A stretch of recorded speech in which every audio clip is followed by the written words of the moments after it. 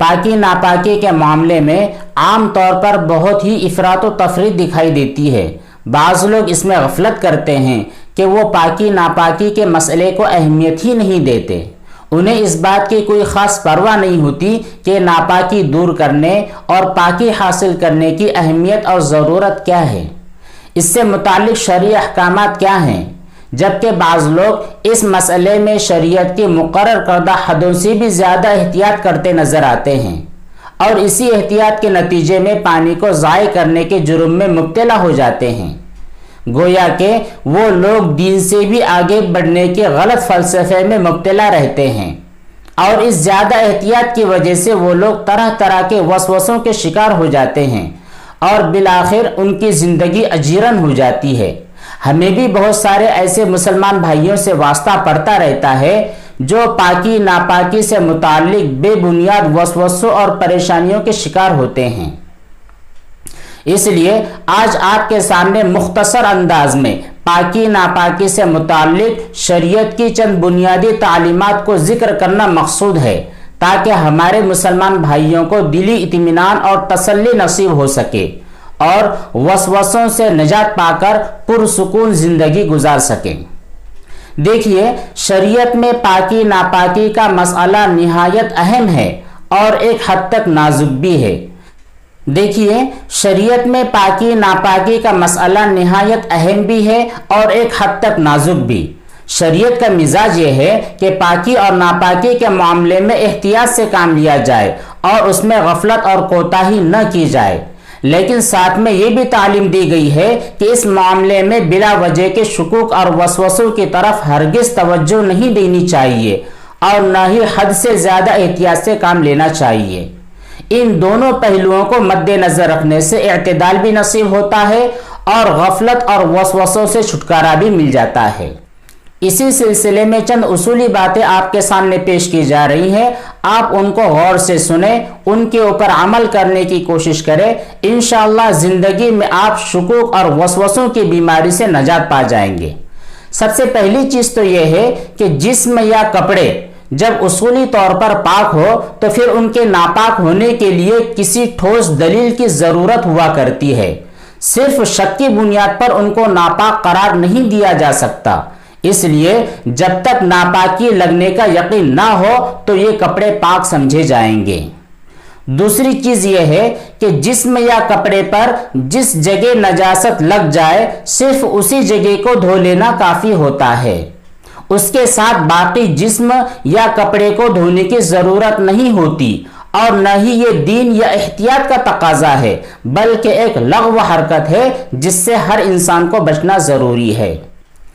تیسری چیز یہ ہے کہ استنجا سے فارغ ہونے کے بعد بعض لوگ نجاست والی جگہ کو دھو لینے کے بعد یہ سمجھتے ہیں کہ شاید کسی اور جگہ بھی ناپاکی لگی ہوگی، اس لیے اس کو بھی دھو لیتے ہیں۔ یہ ایک فضول حرکت ہے، کیونکہ اس شک کا کوئی اعتبار نہیں، بلکہ جہاں جہاں نجاست لگنے کا یقین ہے صرف اسی جگہ کو دھو لیا جائے گا اور بس۔ چوتھی چیز یہ ہے کہ اگر کپڑے یا جسم پر یقینی طور پر کوئی نجاست لگ جائے لیکن یہ معلوم نہ ہو کہ نجاست کہاں لگی ہے تو ایسی صورت میں اندازہ لگا کر غالب گمان کا اعتبار کرتے ہوئے جس جگہ نجاست لگی ہے اس جگہ کو متعین کر کے کچھ زائد جگہ کے ساتھ اسے دھو لیا جائے تو یہ کافی ہے۔ پانچواں اصول یہ ہے کہ کپڑے پر نجاست لگ جائے اور اس کو دھو لیا جائے تو وہ کپڑا پاک ہو جاتا ہے، اس کپڑے میں نماز پڑھنا بالکل درست ہے۔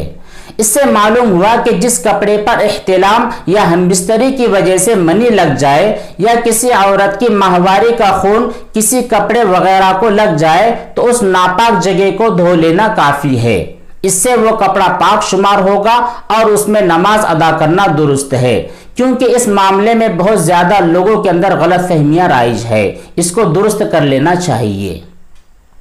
چھٹی چیز یہ ہے کہ پانی اپنی ذات میں پاک ہوا کرتا ہے، اس لیے جب تک اس میں ناپاکی شامل ہونے کی کوئی یقینی دلیل نہ ہو اس وقت تک اس پانی کو پاک ہی سمجھا جائے گا۔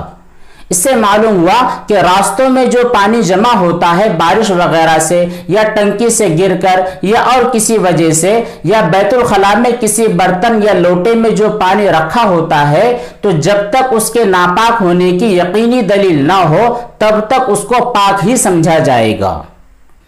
اب ساتویں چیز یہ ہے کہ اگر وضو یا غسل کے دوران کسی عضو کے دھونے میں شک ہو جائے تو اگر پہلی بار ایسا شک ہوا ہو تو وہ عضو دھو لیا جائے گا، لیکن اگر شک بار بار پیدا ہوتا رہتا ہے تو پھر اس بار بار پیدا ہونے والے شک کا کوئی اعتبار نہیں ہے۔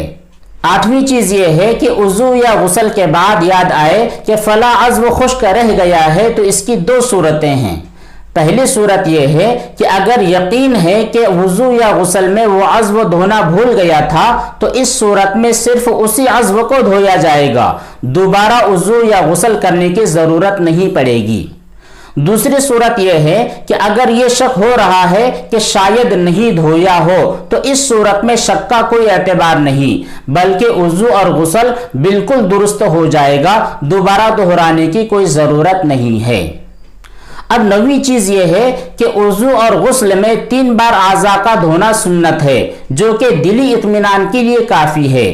اس لیے شک کی بنیاد پر 3 بار سے زیادہ دھونا شریعت کا تقاضا نہیں بلکہ یہ ایک لغو بات ہے۔ اب 10ویں اور آخری چیز یہ ہے کہ کسی نماز یا کسی عبادت کے وقت اگر کسی کو وضو ہونے یا نہ ہونے میں شک ہو جائے تو اگر اس کو با وضو ہونا یاد تھا، یعنی اس کو پتا تھا کہ میں نے فلاں وقت وضو کیا ہے لیکن وضو کے ٹوٹنے کے بارے میں شک تھا، تو ایسا شخص با وضو شمار ہوگا، یعنی اس کو پتا ہے کہ میں نے وضو کیا تھا یقینی طور پر، لیکن وضو کرنے کے بعد اس کا وضو ٹوٹا ہے، وہ استنجا کو گیا ہے یا اس کی ریح وغیرہ خارج ہوئی ہے، اس بارے میں اس کو شک تھا، تو پھر اب وہ شخص با وضو ہی شمار کیا جائے گا، دوبارہ اس کو وضو دہرانے کی کوئی ضرورت نہیں ہے۔